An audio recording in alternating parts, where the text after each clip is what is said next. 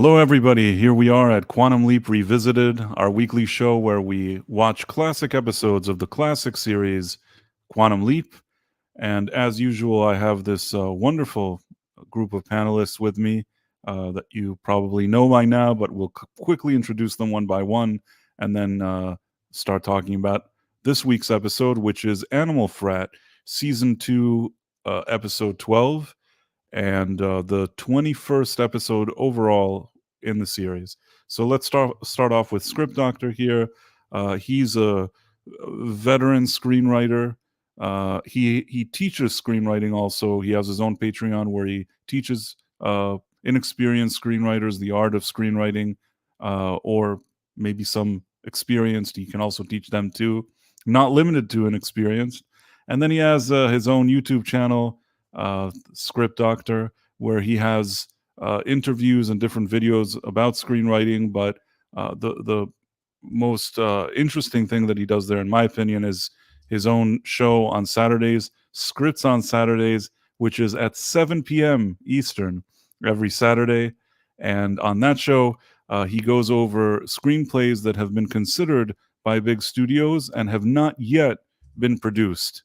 And he goes over the scripts, talks about them. I myself have been a guest on that show a few times. Really great show.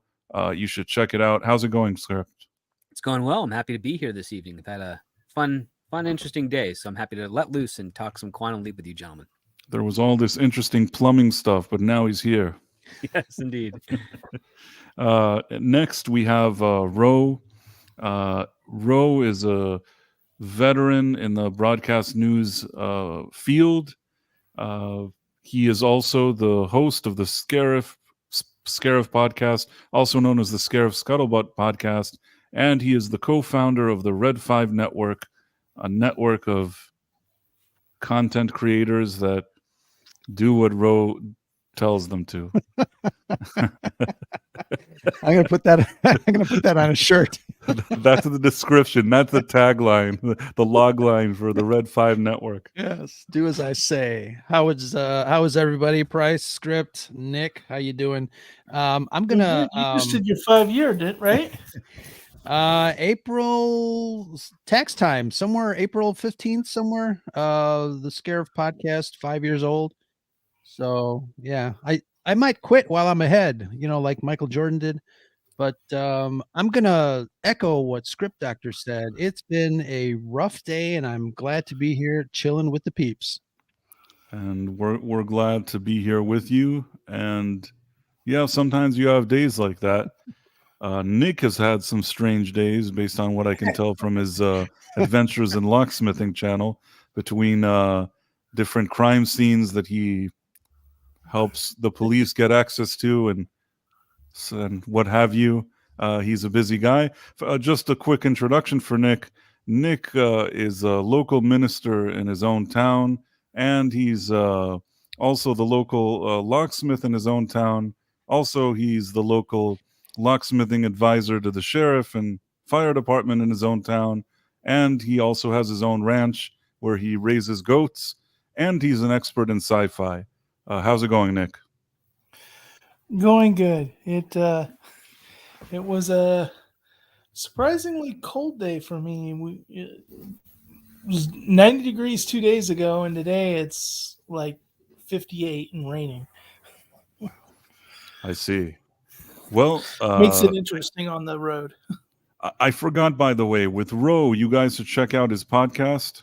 It's on Amazon. It's on Spotify. It's on Apple, wherever there's podcasts, you'll find his podcast, and I highly recommend it. And Nick himself also has a few channels. He has the Back Yard Tardis channel, which is more pop culture stuff. Then he has Adventures in Locksmithing, which he takes people on a personal journey of him going and doing weird things on the job. Weird to me, maybe not weird to him. That is his job. But very interesting videos nevertheless. It's called Adventures in Locksmithing. I highly recommend those channels. And now, I guess now that we've gotten through all these initial pleasantries, let's just see. There's some good people in the chat. I see Tex Rogers. I see Ron Donofero. Always good to see these guys here. Lisa's try- there. Oh, and Lisa Katryan is here. Yes, sir. I believe I said her name correctly. We're gonna have to have Lisa on the show one of these days. Katryan. Katrine. Katryan. Lisa Katryan. This is the new drinking game, by the way. Mhm. All right. Well, now that we've properly said some names here, in which I'm sure I didn't make a mistake, I guess we can just sort of hop into this episode. It should be here, and I should be able to share it. So I am going to share the screen. Very nice. Okay, so the episode, can you see it, by the way? Yeah. Do I need to... I remember Ro, what Ro always says, that bigger is always better. It's true. It's funny that I always put that line on you. You've never even said it, but I'm just like, screw it. I think I've implied it in the past, so I'll give you that. Hey, Peter, how's it going? I saw another person in the chat. Mhm. So this episode starts off, it recaps it. This is weird because it's actually, because there was a rerun, he's talking about the episode from the first season, the Kamikaze Kid, and he's like, oh, leaping around through time, and he's talking about that episode, which it's kind of a bizarre thing because it's a rerun, but they still have the episodes set up this way. They didn't re-edit them. That's just the way they are. And he leaps into a situation where people are spilling beer on him through some keg, and he's at a kind of frat party. It's very much kind of an Animal House feel. And there's one guy that comes to him with lobsters and the pledge and all this other stuff, and they're kind of all happy about how they're frat guys. And I guess this is the way in which he learns that he's a frat guy. Am I right? You are correct. Is Nicholas sitting next to his goat? What does that sound? Yeah, just put No, I'll take care of it. It's a dog. that- Okay. Yeah, I also thought one of the goats got loose, but no. No, that's a French bulldog. So the episode starts. There's at least the theme song is the theme song. We still haven't gotten the intros, the special intros. It's called Animal Frat because it's a take kind of on Animal House, I guess. Mhm. And then Partly, yeah, a couple other things, but yeah. what'd you say? It's partly on Animal House. It's also based off a couple of other stories that happened in the 70s, one part, and then also another feature film, Running on Empty, which is a late 80s film about a couple that are on the run because they've blown up a building. And then, of course, the famous University of Wisconsin-Madison tragedy that occurred on the 70s as part of a protest to the Vietnam War. So yeah, I guess they did a mishmash of all these kind of different things, like a mashup. Yep. And October 1967, yeah. LBJ was in office. And then it starts off. He finished that whole thing. Now he's kind of in his own room, and this is where he discovers that there's actually he sees what he looks like in the mirror. He's kind of this Big looks farmer like- jock. big jock type of guy. And then there's a young lady in his bed, but then it turns out there's two young ladies in his bed, and All right, Sam. yeah, and they're waiting for him to pay some attention to them. And rather than doing that, Sam, of course, has to get away from there immediately. I Well, love. the question. Yeah, go ahead. I'm sorry. I love that at some point when he takes his pants off because they're wet from the beer, he does a double take on the underwear, which I thought was pretty funny. I think I've learned in the past how well he treats comedy. His comedic timing is pretty spot on in a lot of scenes. I I thought it was pretty funny. I've got some other notes on there, but as we go along, I'll go ahead and do that. Lisa says that mirror shot was done well. I mean, they're all done well, but I think I'm actually kind of disappointed that that was probably the only like special effect in the entire show. They didn't even do anything special with Al. It was just all him walking in off screen. I feel like this was a budget like there was a budget thing going on in this episode, right? And they're just like, screw it, Al will just be there, and then he won't be there.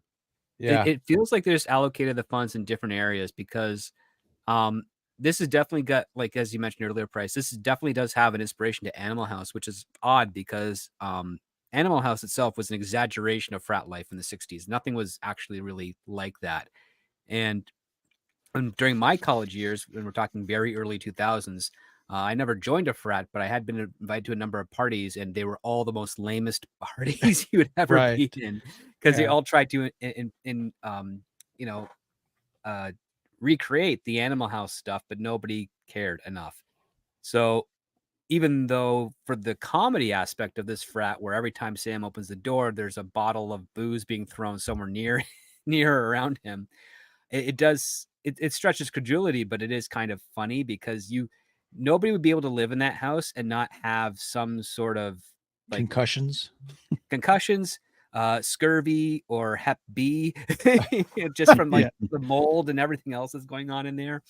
Like there'd be a lot of, you would not be looking well or functioning well in a filthy house like that. Yeah, you're probably right, but and this is what Ro was saying. Al is already there. They didn't even do that thing with the door. He doesn't appear. There isn't that kind of noise, that sound that when he arrives, like you have like do do do. Yeah, like, I found that very surprising. Like I could understand them not doing the special effect and having him just kind of walk in, but to not even use the that sound effect, which it almost seemed like they took this production and like gave it to another team that wasn't too familiar with the style that has already been developed in the show by this time. It's a weird episode. It is, and it's directed by Gilbert Shilton, who I think he's done some other. We've covered that guy before on Quantum Leap, right? He's done more than just one. I think so. If I had to guess, I think that it was a situation where they had to film this quickly. Maybe they couldn't use, like, doing that effect would have taken more time, or it just, if they would have done the music and you don't see him do the entrance, maybe they would have thought that it's not. I don't know. Can't really say. You think that they could do something better than this, but they just he's here. We're dealing with an expensive frat house set, and just this chemistry lab alone, that's a lot of work and money. Even though it's a standing set, it's not. I mean, again, all of those things, those are candy glass, which is kind of expensive. So yeah, there and the other part too, Al's costume, I think it remains the same throughout the entirety of this episode, even though it covers a couple of days. Yeah, it's so odd. I kind of wonder if, since the beginning intro was the kamikaze, like, was this one possibly filmed earlier in the production of the season? I don't know, but Tex Rogers says the director did Disco Inferno previously, and Disco Inferno was an elaborate episode. That one was not one where they cut corners. They actually really put a lot of thought and ideas into that one with fire. Going with Nicholas's idea, what if he directed these back to back and then he just splurged on that episode and then had to do this one on the cheap? Well, I mean, he wouldn't be allocated budget like that, but the show would be. So if they basically said, okay, this is our budget for the season, we're going to splurge on, the stuntman episode, and then we're just going to cut quarters on this obviously this Vietnam talking point, where we're pretty much location on a university. I can see them doing that. The weird part is that you also have a lot of extras in this show, in this episode, compared to all the others. So that racks up the budget too. So there's probably some last minute reallocation of things, because mostly when you're breaking down a season, which episodes are going to be more expensive than the other. You have to do beforehand, or else you don't go into it, because then you run out of money. Right. So that's where you get the term bottle episode, where it's in a contained set and you don't do much, and You do what you can, and I would imagine that this episode, with the amount of extras, plus it came into a production order after the La Mancha Don Quixote episode, which is probably pretty pricey itself, even though that was also at a single location. I think that's probably what we're seeing here is a couple of things that are scaled back just for time and given that some of the the effects that they're going to do, especially in the climax with Sam and an antagonist and a whole lot of stuff going around in there. That's probably where a lot of the money went.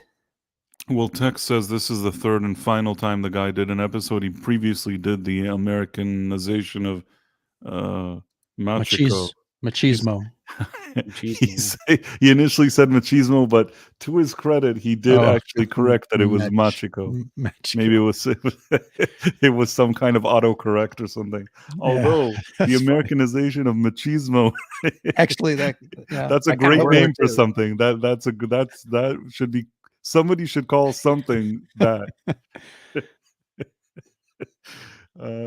Anyhow, back to the episode. Al is here.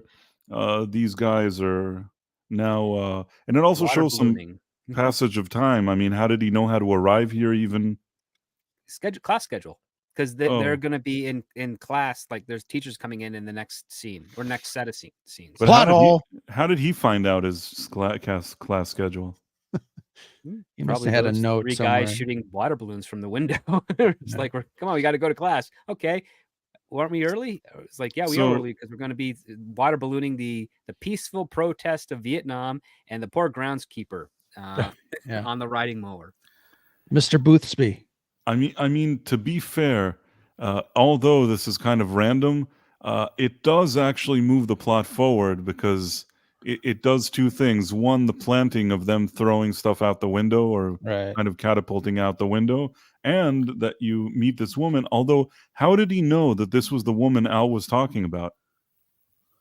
This is the part that I don't think he did yet. I think Al directed him to her. Yeah. Al knew. Yeah, Al knew I it was thought he her. pointed. Yeah. Tex got my Mr. Boothby joke. They hit the table with the balloon first. She reacts, and he's already in the window, and then that's when Al kind of points out, Ziggy says you're probably here for her. Which is why Sam is in the window looking at her when she looks up to see who did it. Right, but how did Al know this was her? I mean, she's far away. It seems like Ziggy has a lot more information in this episode, just to kind of cut to the chase. I think in previous ones, it's like, I don't know where you're supposed to be here, but like they actually have like some hard data this time around. And again, I don't know if it was like just cut to the chase and. Well, maybe it was so obvious that there was that incident with the explosion that they just, she was recognizable in the system as some kind of fugitive or whatever it is. So he throws that water balloon they throw at her, and then he goes and tries to apologize. But what he's really doing, he's trying to sort of connect with her so he can maybe stop the whole explosion crime from happening. Yes, because Ziggy tells them that she participates in planting a bomb in the chemistry building, which was something that was kind of threatened a lot in this period of time, the 60s and early 70s. And he says that it goes off. A kid was in the building after hours working on an experiment or something. He dies, and she and some of the other people go underground for decades. Right. So then he goes there.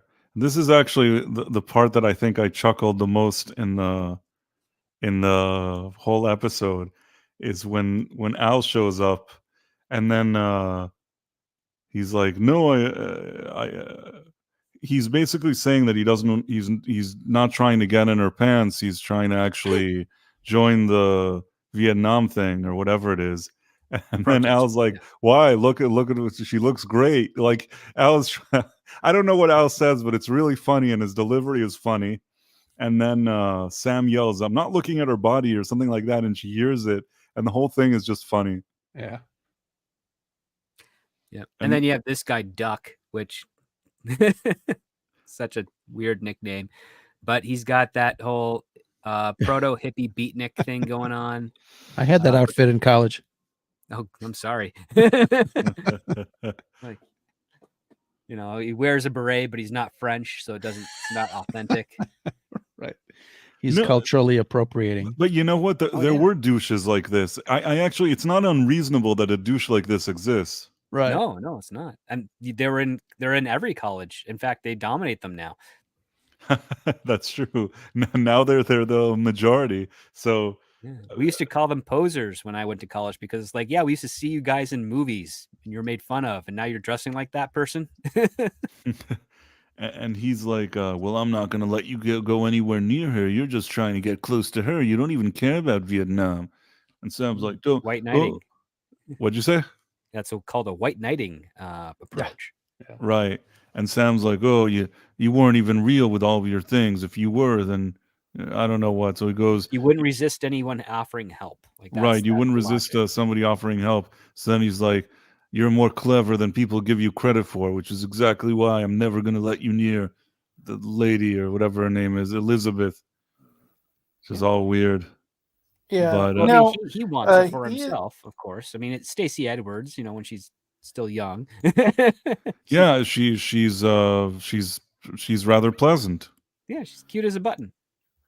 Well, and despite all that we can make fun of the guy, in his defense, when a jock of that stature in a school, who they show he's not the brightest, his friends are not the brightest, so when he comes in and starts doing this, it's like, oh, what is this, some bet to get in her pants, or that's what he thinks is going on here. And given everything he probably knows about this person prior to this, that might be a likely assumption. There's definitely statistics to support that, especially considering the fact that Sam realizes there was 2 women in his bedroom while he was going to get changed.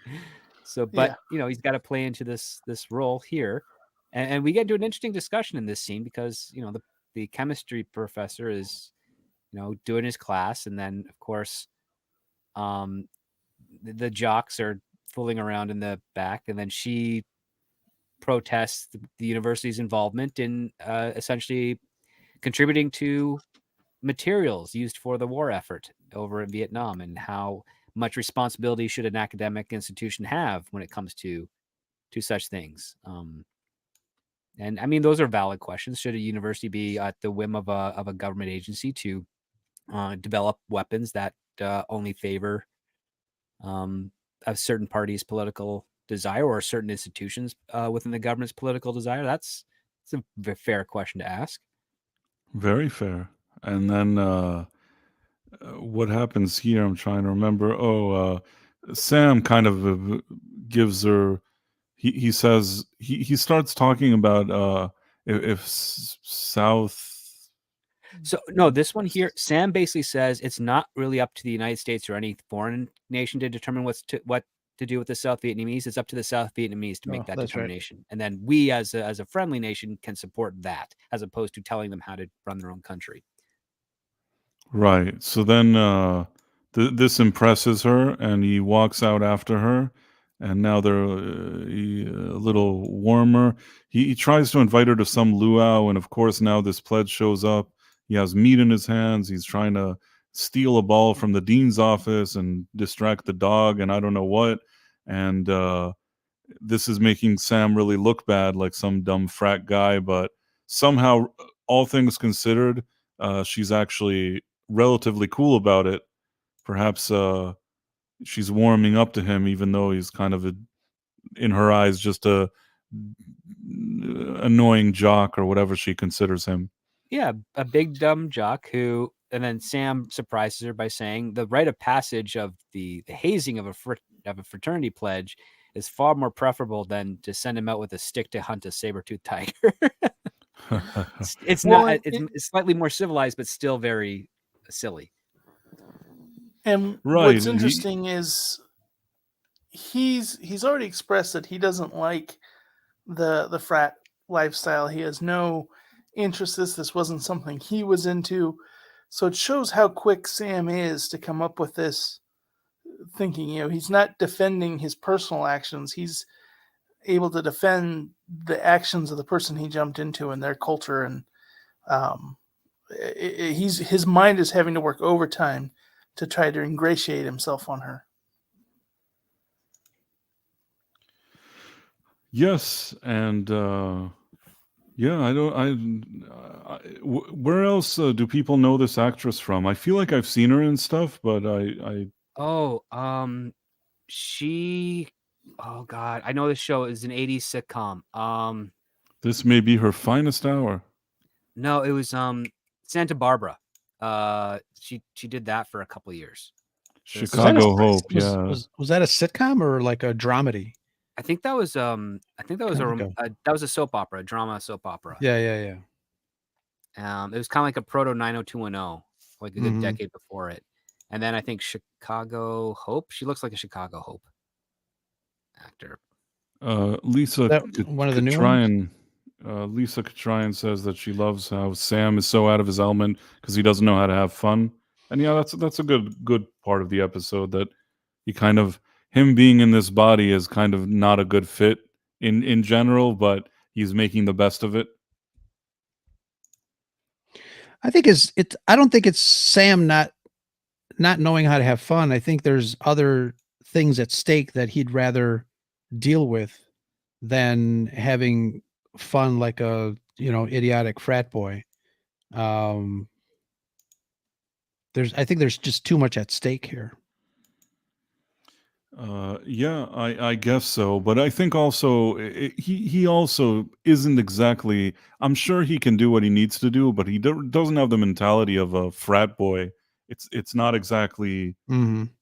He's a guy, and I think Al says it in the episode at some point. You graduated quickly. You did this. Like, he's in his real life, not the guy that would be at this kind of frat thing. In any case, they're here at this. They're listening to the douchey guy, the douchey activist person, say all this stuff about how action needs to be taken, and he's kind of very radical. And look at this, 17 minutes in, and Al is wearing the same outfit. Yep. Yeah. Al's wearing the doesn't same change thing. his outfit at all, I don't think. No, I don't think he does. And he just tells Sam, listen, this guy is like, they both feel like he's bad news, that he's kind of radical. And but Stacey Edwards is into that kind of thing. Well, not only is he radical, he's incredibly ignorant, because I think it's either this scene or another scene where he mentions a political party that's been pushing this war, and it actually wasn't specifically a political party. It was actually like almost a bipartisan thing in the 60s. Because remember, LBJ is in office. He's a Democrat. The war started under him. A lot of people criticize the Democrats because of that. The military-industrial complex, as they say. Yeah, the military-industrial complex was done. There wasn't a whole lot of Republican pushback at the time because they all had their own stuff going on. And the whole hatred to the Republican side that was fostered of the post-hippie movement occurred once Nixon got into office.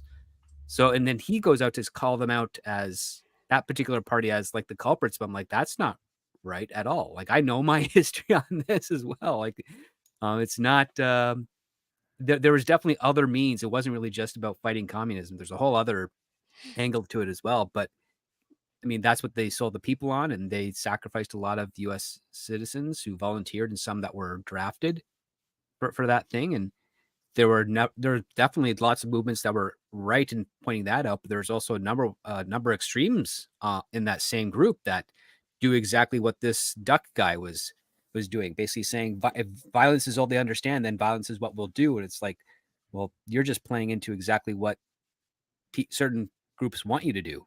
Because if you're violent to them, that justifies their actions, that they have to take violent action out on you and everybody else. And that led to the tragedy at Kent University.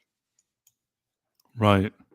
And specifically here, I think that he wait, did I cut you off? Sorry. No, I was just correcting myself. Oh, okay. And it's interesting their philosophy, because the idea of, well, we have to create violence to stop the violence is the same idea that usually the military is taking. Yes. They're going out and fighting a war because they're worried people will get powerful and come and create more violence. So they're basically following the same pattern, just at a smaller scale. And we're seeing a little bit of a parallel to like the Korean War, a country that gets divided into a North and South half over a conflict and ideology, right? So there's, that's pretty fresh in the parents' minds of this generation.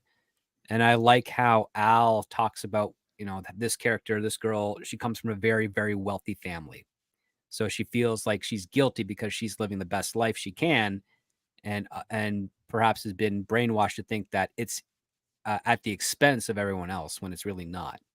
And so she feels like she has to contribute to those that are not as well off, so that it balances the scales within herself, makes her feel like she's doing something useful, and maybe gets some much needed attention by some workaholic parents. Right, and this, I think, Al was telling her while he was sitting here that her parents actually have a lot of money, and this kind of paints a picture for Sam that, like you just said, maybe she's trying to get attention, maybe she's just, being. This was a very nuanced conversation. I actually like the conversation that he was saying, listen, during that time, a lot of the people that went to these colleges or maybe had money, they actually didn't get drafted, and maybe some of them felt guilt. Some of them, maybe there were other reasons that they wanted to sort of be activists. And I thought that was a very kind of interesting and nuanced conversation, in my opinion, that they had here. And then Sam goes to her and says to her, well, what if I help you give out flyers and then you can come to the luau with me in my frat house? And initially she doesn't like it, but then Sam does kind of a buck chicken thing. Which is really out of character for him. Right. It felt a bit off to me, but I don't know. I guess he was getting into the spirit of being like kind of a silly jock. So maybe he embraced it. That's what I told myself when I saw it. Because this felt more like Biff in Back to the Future and less like Dr. Samuel Beckett. But I mean, he needed to get from A to B and he needed her to say yes. So if that's what he thought would work, it could be just he's clever and he just decided to do that. Although it's surprising that that's the route that he went. Yes. I'm surprised it worked. Me too. Who would have thought that would have been a turnoff? Yeah. I don't know. I think that she would have said like, "Screw you! Like I'm Stacey Abrams. Go away now." But in any case, somehow the charm or whatever it is works, and she kind of thinks this is a good idea. But then she tells activist douche what happened. And then activist douche is like, oh, you weren't seriously considering going to that luau party, are you? And she's like, no, of course not. Why would I ever be there? And then the next scene, you have the dog running. So that's that pledge guy. He went and he got the ball from the dean's office. It was like a ball signed by players and stuff. So now Sam has it. That's something that they addressed before. And now I guess same outfit. What do they talk about in this scene? Remind me. Basically just the sort of political atmosphere that's going on at this time. Right. I guess. And then now they're at the frat house and the frat guy was doing a prank bomb threat that upset Sam so much that he ended up breaking the phone off the wall. Right, and also the flag here on the couch is probably something that wouldn't be well received today. Is that a Confederate flag, or is that? It looks like kind of looks like it. Bars, right? Yeah. Looks like the General Lee couch. In any case, 20 years before that show was on the air. And then, so what look at all that mold back there. I know. They'd be like, coughing up a black lung. Yeah. No, remind me, why is it now that they have to go do that stupid prank? So they are trying to study for an exam that they're definitely not mentally equipped to do. Sam manages to answer a volume question in his head, which is kind of impressive. And they all wanted to cheat off him, but he said no. Right. So they decide, well, then we need to at least have some fun tonight. And so they decide to do what at first a lot of people would think is a panty raid because they're invading the girls' dormitory. But instead, they're their plan is to flush cherry bombs down the toilet. And what's Right. funny is their initial way of doing that was known historically to never work, which is you light a cigarette and then you put it onto the wick. And ideally, the cigarette burns down to trigger the wick, but when you throw that in the toilet at the same time and flush, it burns out the cigarette, so it doesn't ever get to the wick to ignite the cherry bomb. So basically, they're also kind of peeping Toms a bit, I guess. Something that again wouldn't fly today. I can't imagine a scene like this happening on a network show, even though it was very kind of tame and vanilla. But I still think that in our climate, I can't imagine a scene like this existing. This sequence bothered the hell out of me because of the over-the-top acting of the guys in the hallway. It was just like, it's one of the things that annoyed me.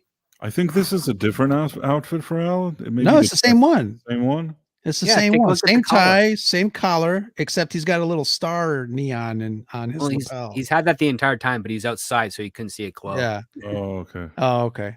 Which would have been something that you do in post to show that he's in another location by having it glow and the fact that he's outside. There it is. Be able to see it. Yeah. So yeah, you're right. It's the same one. Maybe they threw me off with the glowing star. Yeah. I love that he had a glowing star though. And then they do the thing. They put it in there. Sam gives them good advice on how to make it work. Yeah, you basically sacrifice half the cherry bombs to extend the wick so that by the time it goes into the pipe system, it can actually blow up and displace a whole bunch of water. Right. So it ends up working, and there's the explosion, and then Stacey Edwards sees Sam, and Sam kind of falls out. Yeah. I would like to see where he fell, because after a fall like that, you'd think that something would happen to him, but they're just like, whatever, as if nothing happened. Especially since at the end, it's apparently a fall that was what he was supposed to prevent from happening.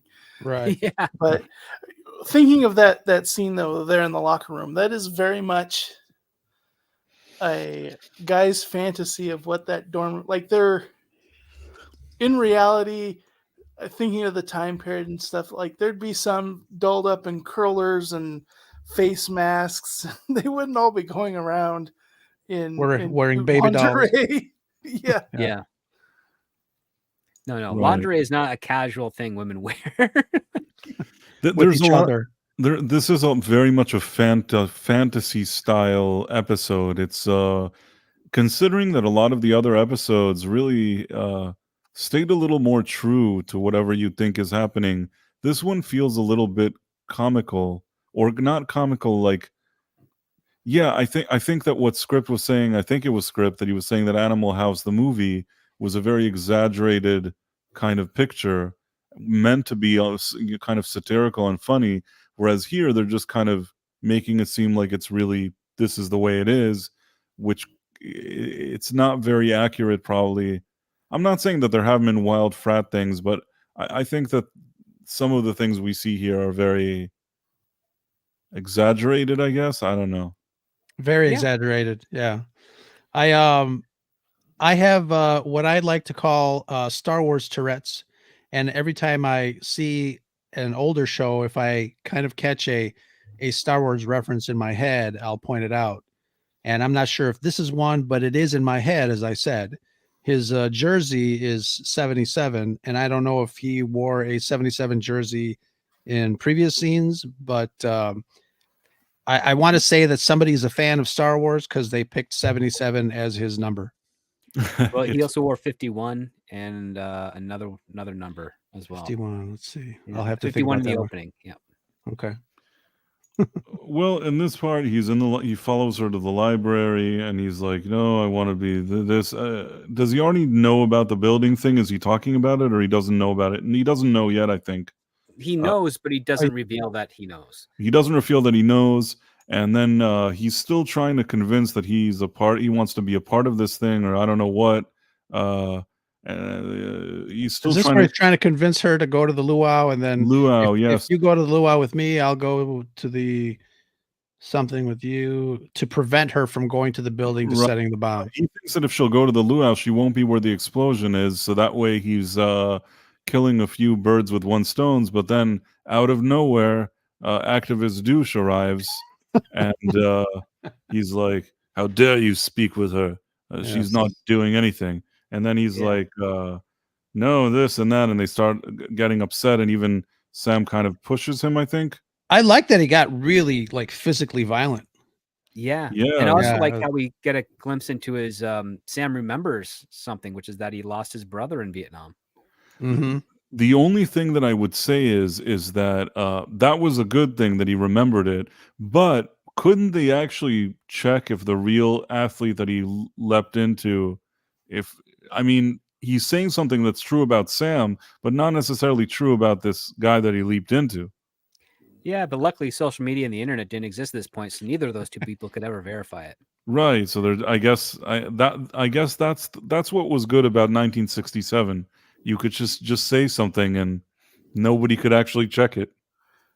Yeah, but I do feel like when we hit the end of this episode, he's developed a relationship with her, and I feel bad for her because she's felt like she's found this more insightful side of him, and then the jock is going to come back. Yeah, I wonder how they're going to explain how dumb he is when he leaps back, because she almost seemed to kind of like him by the end. So after that whole thing, she's like, "I'll come to the luau," blah blah blah. That's the deciding thing when she sees that Sam is a sensitive guy and he had his own stuff with his brother. New outfit. New outfit. Al's in a new outfit, and there's a Finally. luau party. You have to dress up for a luau. Yeah. And now what happens is that I think that he finds out that this thing is happening anyways. That Yes. even though she went to the luau, the building is still going to explode, and there's going to be somebody like that dies there that didn't know there was a bomb, and Because they set off a time bomb. They didn't like a long time bomb. yes, a ticking clock, if you will. Yes. But what happens is that she says, "No, it's just like you did with your cherry bombs. It really makes it'll prove our point once we blow up the lab." And she starts trying to reason with him and explain it, and then he counters that no, publicity is the best weapon because that's what motivates people. right. And so Al thinks that it's the pledge that's at the building that gets blown up. And so Sam runs off to try and grab him, and then Al finds the pledge is back. And so he's trying to track down Sam and tell him no, it's okay. And then the other frat boys follow Sam to the chemistry building. Right. And then I don't know if it's in this scene or a future one that he says, you're trying to get your parents' attention. Is this now or later? This is here. Yeah, she's like, And then he maybe. kind of sidesteps it so he doesn't sound too empathetic and more frat boy-y. Right, exactly. And then so he does a little Freud. Then he's trying to, he says, I think he tries to report that there's a bomb and nobody cares or something. Everybody thinks it's a prank. Right, because he's calling. Right. And then now they're all running to the building, and yes, they run after him, which they shouldn't do, and they're all having fun. They think it's great. He manages to find one bomb, and for some reason they need to dismantle it together, although it's 4 wires and they have to be cut quickly. Tex has a question that I think would deal with the timeline that we're trying to figure out. Comment. This, just so you know, when Tex writes comment, that means he wants me to share his comment. That's how Tex rolls. We know that while leaping, time for Sam isn't the same as time for the project, but do we know anything about time during a leap? Is 24 hours for Sam also 24 hours for Al?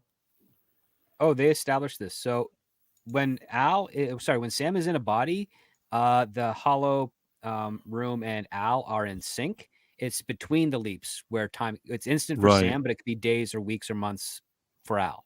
Right. Absolutely. So Oh, then, so in between shows, there's a lot of time or little time, depending on. Whatever the story needs. Yeah. Right. Okay. right. So from Al's perspective, when he leaps, he doesn't see Al instantaneously, or he doesn't see Sam instantaneously. He'll see him like later if they find each other. Or if Yeah, he's like that's one of the things that was kind of ambiguous of the show. Is like when Sam leaps, like you'd think, oh, the hollow chamber inside the imaging chamber for Al, it should change to wherever Sam's going to be immediately, but it doesn't. It actually shuts down, and when they figure out that Sam has appeared somewhere, that's when everything restarts again, and they usually talk to the guy in the waiting room who's in Sam's body to figure out who he is and what's going on to start their research, and then Al jumps into the imaging chamber to talk with Sam about what his mission could be. But yeah, it could be days, weeks, hours. Only I think in a season 3 to 4 episode is there an instant where the moment Sam leaps, everything around Al changes as well. that would have been an interesting spinoff. I want to just mention what Lisa Katryan is saying. I think Sam could have cut the wires a lot quicker if she wasn't in his way. Doesn't make sense that they both cut them, and that's what I was saying also. And they cut them one at a time, so it Right. you didn't need two people. It's like Red. No, they could actually just pull that thing out of the locker and have a lot more area Yes. to operate. Right. There were Plot a lot hole. of that's a plot hole. None of that made sense to me. The only thing is the dramatic effect and to show that she's also doing something, like they're dismantling it together. But at Yeah. least after they dismantle it, she seems to now be more fond of Sam, which it's not a bad thing necessarily. He does leap, so it doesn't really matter, but well, whatever. Not now, he leaps later, but you know what I'm saying. Anyhow, like clockwork, the activist douche shows up again, and now he's like, I knew you were gonna be a traitor, blah blah blah. So and now they understand, because Al tells them that even though they dismantled the bomb, the building is still gonna explode or whatever it is. And then it turns out there's another bomb. Sam starts beating up the guy because he needs to know where the bomb is. But instead of the building being empty, all these frat guys are here where they shouldn't be. And then after Sam really, threatens the guy, and there's only a few more seconds left, basically the guy reveals that the bomb is on that missile, whatever that thing is. That's an oxygen tank, but it's probably got hydrogen in it or some other chemical that causes the explosion to have a amplified reaction. Right. That was probably what set off the thing where the building blew up. But this, because they're so good at catapulting things out of the window of the lab, which they planted in the first scene of this episode, which I'll say at least they planted this idea at the beginning. I mean, it's all kind of random, but whatever. They're here, they do the catapulting, it blows up outside, and then at this point, they've saved the day. Everything is great. She's back now at the frat with Sam, and I think Sam's like, yeah, you can still make a difference. You can still help stop the war. You don't have to blow stuff up. And she's like, I can't believe it. I can't believe we almost blew things up. What have I done? And then after all of this happens, Sam gets summoned to go to this kind of ceremony that he needs to be at. Mm-hmm. And apparently here, this kind of was something we didn't hear about it until this moment, that apparently Sam, the guy that he leaped into, initially made this jump and he did it not well. Like he missed the pool or something. And then because he missed the pool, he broke his neck. Probably I don't think he drunk. I don't think he dies, but I think something bad happens to him, and he becomes a paraplegic, and that's it. Like he's vegetable essentially. The only thing is, nobody mentioned this until this moment. Meaning, this would have been something that Ziggy could have said earlier. Right. By the way, it's just like they went into order of priority. Well, what's the first thing that's going to happen that's bad that statistically Sam would be here to do? Well, the bombing of the chemistry building. Oh, okay, they stopped that. Well, why is he still here? Reevaluating. Oh, turns out the guy he jumped into broke his neck trying to jump into a pool during a frat party and became a quadriplegic. oh, maybe that's why he's there. Right, Just like the right, Peggy Sue thing. Like he wasn't really there for the farm. He was there just to teach, Buddy right. Holly. He just needed the Peggy Sue. stupid frat thing. Oh, Sean's in the chat. Oh, okay. He breaks Woohoo. his neck. Yes. He breaks his neck. Sean, you can come in if you're still around. Unless that's not really the real Sean Krummel. No, it's the real Sean Krummel, and yes, you have the link, and you can still say hi if you're around. But I know you have stuff going on. You have some family stuff. If you can, you're welcome to. And so they do this ceremony. He talks. He does his kind of ceremonial thing, and Stacey Abrams is even having a good time sitting around the pool and looking at him. Now she's kind of cool with him, and then Lisa's got a point there. Sam doesn't notice he's wearing a harness, or he doesn't remember being put in a harness? Or they dressed him and he was not paying I attention guess. to what was going on. that's possible. Maybe Yeah, I Or didn't it's know if not he a was in a- harness. It's just a hook on his belt. Like, Yeah, that's what I thought it was, like a hook, all this headdress stuff that they put on him, and they just have a hook up to the back of it. Sure. it could be. We don't know exactly. I mean, you could somehow explain that one. There were other things that were a bit convenient more here.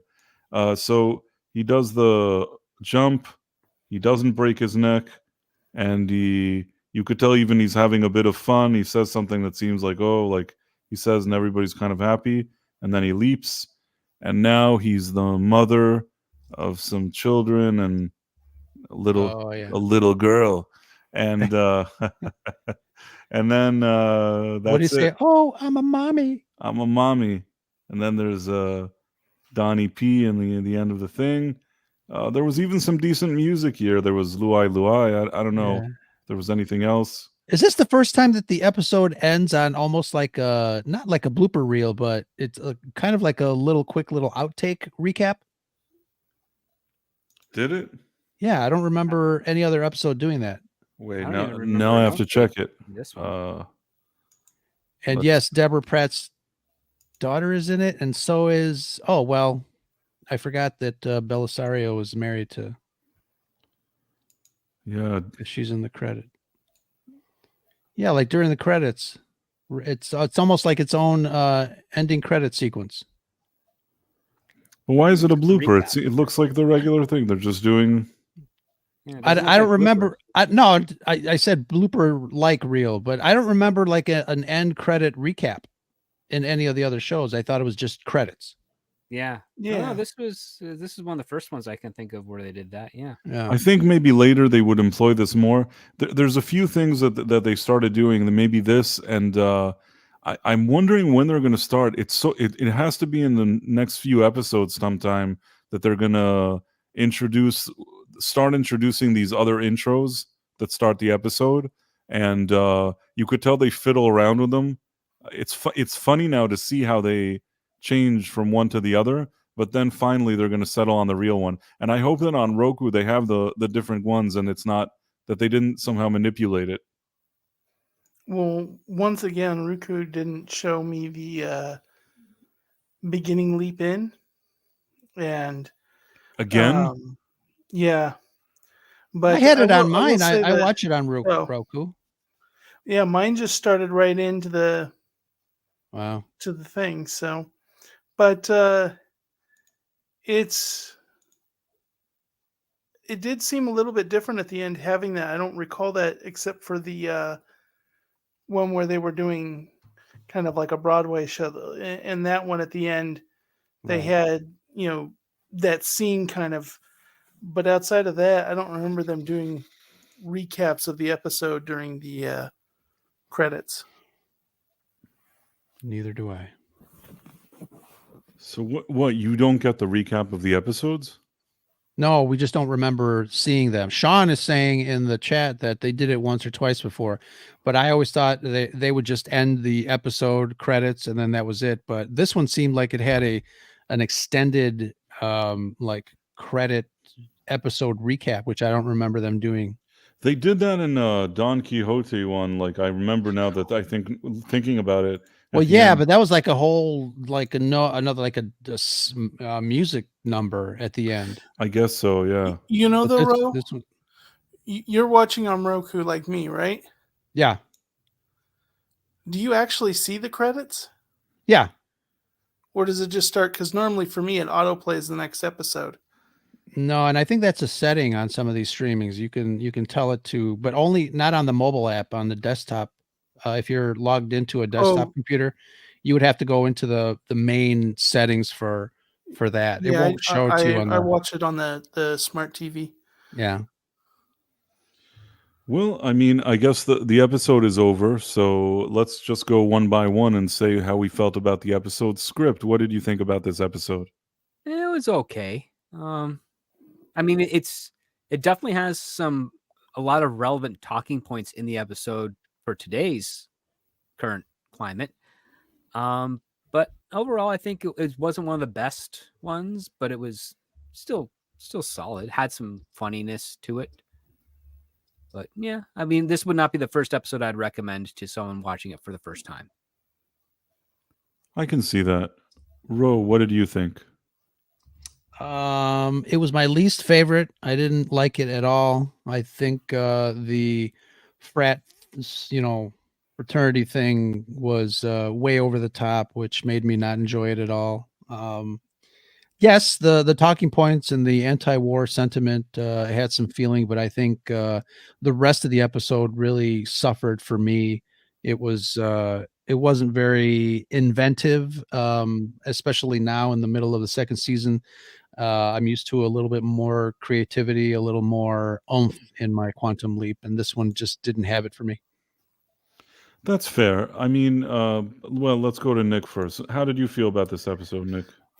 I mean, I'm going to echo some of the same thoughts, so I'm going to kind of try to talk at it from a different angle. But I will say that, like, I don't like American Pie. I don't like frat party movies.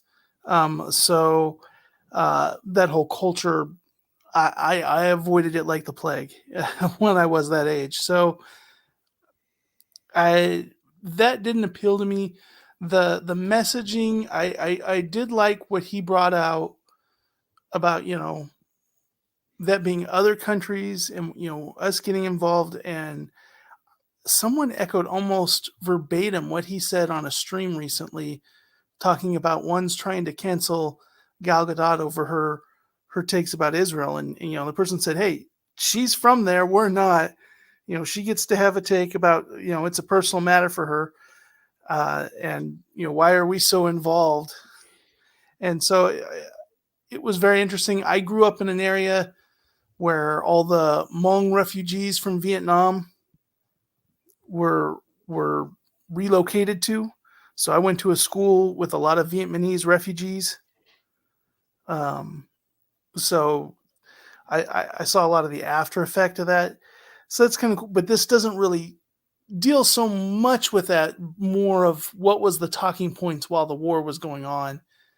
And I will say it was well acted. Something I like about the episode is how much setup and payoff they did. They set up the slingshot. They set up him doing the bomb threats. And then later in the episode, that caused the plot to move along, things that happened earlier. And I felt like that showed a real great consistency through the episode. Right. Yeah.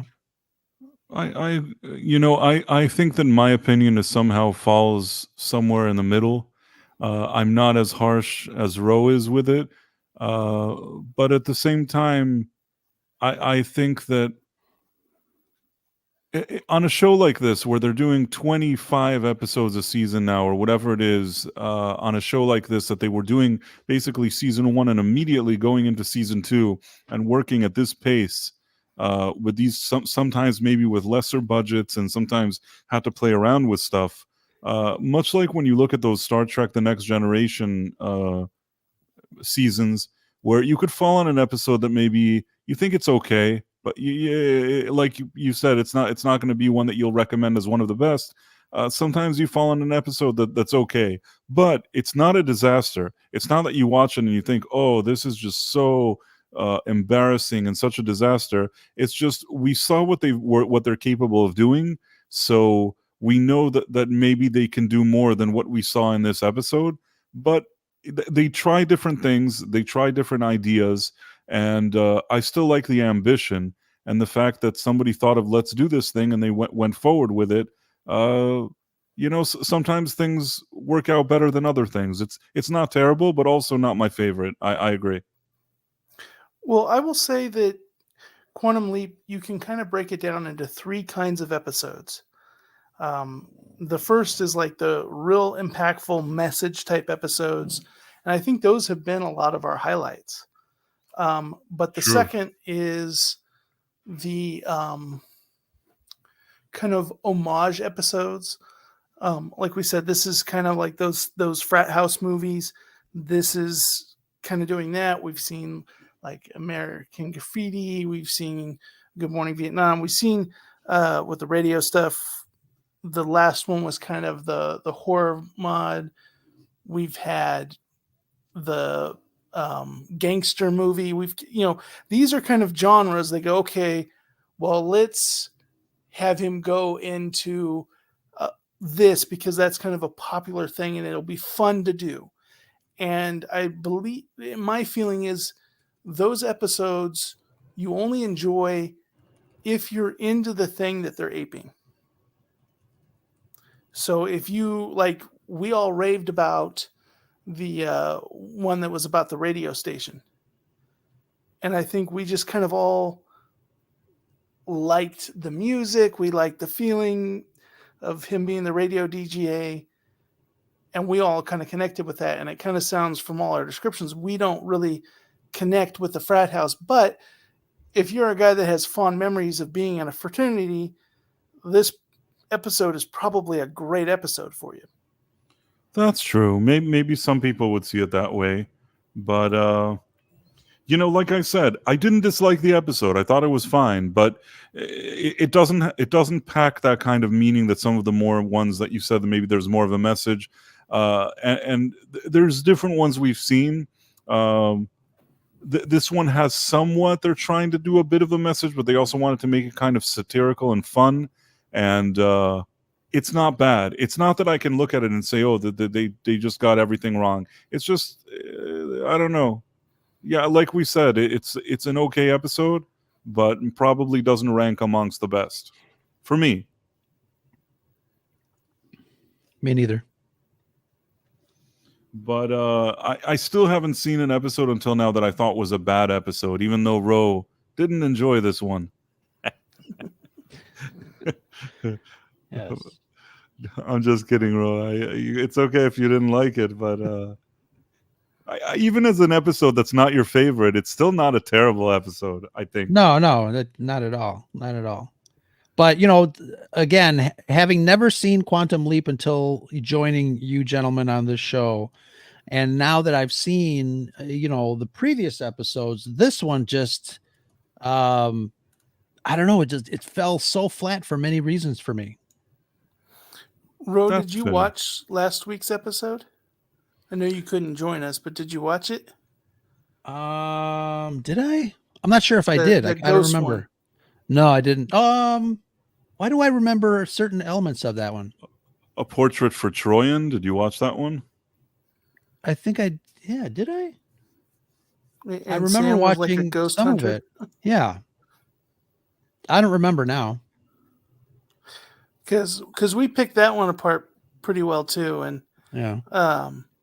So it's one of those things where you have, the episodes before like the last two, we had like a lot of really heavy, big episodes in a row. And then these last 2 episodes have felt very, very different from each other and very different from what was coming before them. And before them, we had like 3 in a row that were kind of like really deep, impactful ones. So it's kind of just a change of pace. Yeah. And I've said that. I think I've said that in previous shows where sometimes you feel like, 2 episodes in a row were kind of heavy, and then you wanted kind of a lighter flair to them. But sometimes they hit you with the 3-punch, and they're all pretty good back to back to back. I'll have to go back and watch last week's episode and refresh my memory. But yeah, everybody's attacking me in the chat. Roe's a very busy guy. Everyone, he's everywhere. I'm So is everywhere Bryce. telling We telling all the are. Red 5 network what to do. they all. That's what you do. That you're the co-chair. Are you the co-chair I'm or you're already just the getting chairman now? notifications that Price is going to go live afterwards. Yeah. Oh, that's true. I am. But so I guess maybe that's a good time to start wrapping up our thing. Before we go, let me see if anybody in the chat if you guys had something that you wanted to say. I think that some people kind of like this episode. I feel like Ron Donofrio liked this one. Tex Rogers can't really tell what he's thinking. But That's Are you unlike sure? Tex. I'm like, are you sure? But let me see. I agree with Lisa on that. The beginning of the season was so strong and makes the last 2 seem not so great. They were trying different things. Oh, and Super Mario Brothers arrived for the end. Super Mario Brothers is usually either the last person to arrive to a stream or the first person to watch it once it's already posted. All right. And he always has really good comments. So it's nice to see everybody here. Ishmael also was here at some point. Maybe he still is. And Malachi